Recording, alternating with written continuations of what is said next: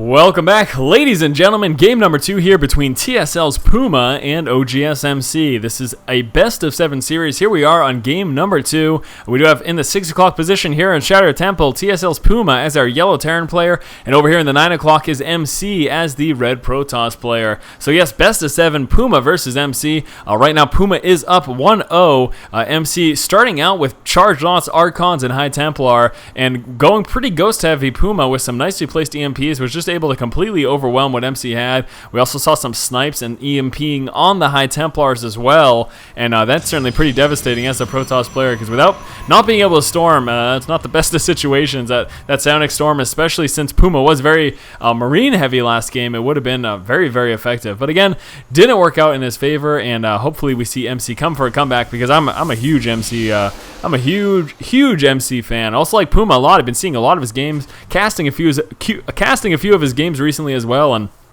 certainly a very solid Terran player, so love to see him throw down here with MC. And here we go, Depot Rax, a very standard here play thus far from PuMa. PuMa, there we go, finally coming out with that Rax as well. Next thing we want to keep an eye on is those refineries. Same thing over here, goes for MC. The gateway is coming down, pylon gateway, and then that next assimilator should be coming out, unless he did something just completely zany, but you would never see that. You would never see like a one gate, no gas expand from a Protoss player against a Terran opponent.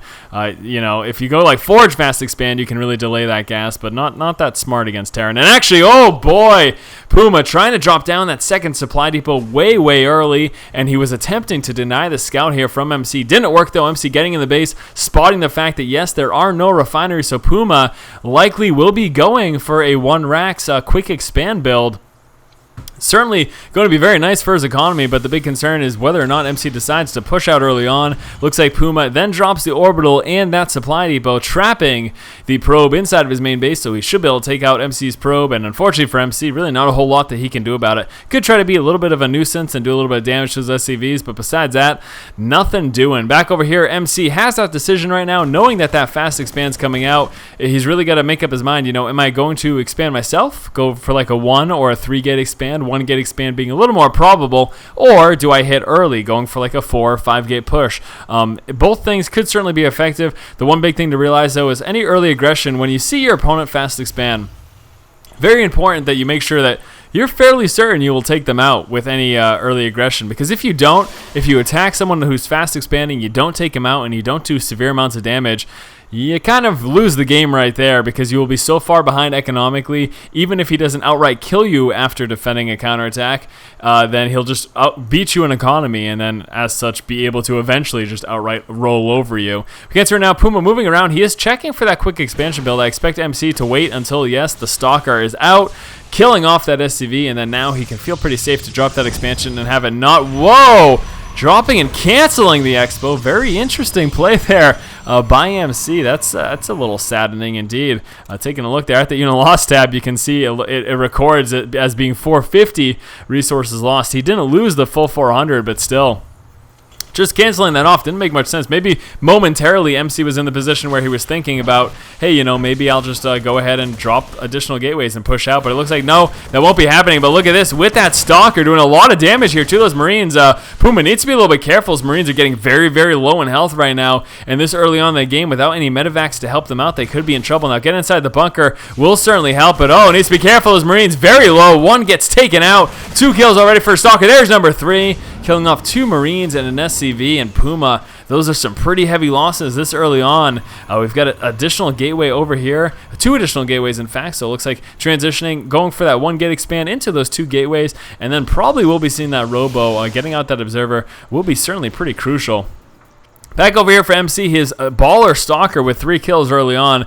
Killing 2 Marines that quick is pretty amazing. But yeah, target fire down by those Marines, and some nice stutter step micro there from PuMa, managing to take out the Stalker. So PuMa getting his vengeance there in losing those 2 Marines and that SCV, managing to drop the Stalker certainly helps his cause.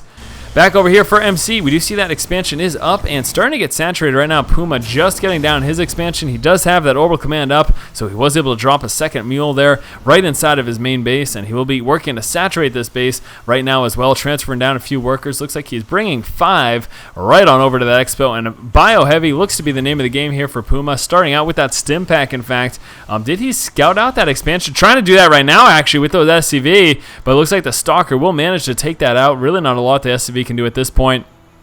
Will get dropped. There you go. So see you later, SCV. And yeah, the whole point of that was that PuMa was trying to send that SCV to get some scouting down, but really didn't work here. We've got a nice bio mix right up at the Zelnaga, and see you later, Stalker. Nothing he can do to get away right now. But actually, no concussive shell, so did manage to sneak away. Still just 16 health left there. The shields will, of course, recharge, but once any engagement does come, that Stalker will be prone to a target fire. We've got a big rally of troops here right now for PuMa. PuMa is actually walking back to try to just keep his units here out front of his main. We do also have a Marine moving around, and I think this will be a scouting Marine. Yes, it will. So we'll be trying to dance around over here, and actually we'll be scouting up in this position. Let's take a look over here for MC. What kind of transition do we have? We've got that forge coming out, so we'll be getting some upgrades with that there. Still, actually, no. Whoa, there we go. That was sneaky. I didn't see that at all. So MC starting with some Phoenix play here. He opened up with Phoenix Harass last game. This time it's a little bit later than we saw last game, but that's obviously primarily because he came out with this quick expansion in response to what PuMa was doing. Now PuMa will be moving out right now with the factory scout. We do still have that Marine kind of dancing around. Unfortunately, he won't be able to really walk in. We do have the scouting probe over here for MC, allowing him to get a little bit of vision, a little bit worried about grabbing that tower just because he thinks that PuMa may still be sitting over there. Will he actually try to land this? That would be interesting. I hit the back button, so that's pretty lame, but we're just gonna keep going. There's 0 point in redoing this complete entire cast here, and it only brought us back 10 seconds. So I am certain that you guys will live. Phoenix is coming out right now for MC, and this is actually what I meant to do. I wanted to check his vision to see if he saw this factory scout. Not seen it yet, but the factory scout actually won't be landing inside of the main like we saw PuMa try to do last game. We'll just keep on moving down. We'll keep on moving down right now, trying to just get a little bit of scouting, checking production buildings, and everything of the sort. Very nice spread over here. Does have those zealots in play, keeping up those phoenixes. And here comes a drop. Will they take out that medevac though? Very dangerous situation, but the Marines and Mirage dropping right inside of the main. Looks like that medevac is still up. The Marines have stim there as well. Phoenixes need to be a little careful. Target fire down. The medevac is still up as well, stopping any subsequent production there of those phoenixes. Trying to take out the last one before lifting off. Don't think he's going to manage to do so though. Getting trapped by those force fields. Very nice play there. And actually looks like he will sneak back home. The Phoenix won't be able to do enough damage, and very dangerous. Almost got sniped down there, but some good play by both players. Very nice force fields there by MC, denying those Marines from being able to snipe out that Phoenix. Because the primary reason he was keeping his guys on the ground was because of those Phoenixes. He didn't want those 2 Phoenixes to just snipe those medevacs out of the sky. But very nice response there by MC. I'd be interested to see how these numbers are looking right now. Looks like MC is still a little bit behind. Now realizing there's the 400 resources added into that for that cancel Nexus. He didn't actually lose all 400 resources. Unfortunately, this thing just records it that way. 2 Ghost Academies coming on through right now. Interesting to note with those 2, he can obviously start both upgrades at the same time, but might be seeing some nuke come into play. Really, not much of a reason to get 2 Ghost Academies besides doing something like that. I mean, yes, he can get those double upgrades. We can see he's not even doing that.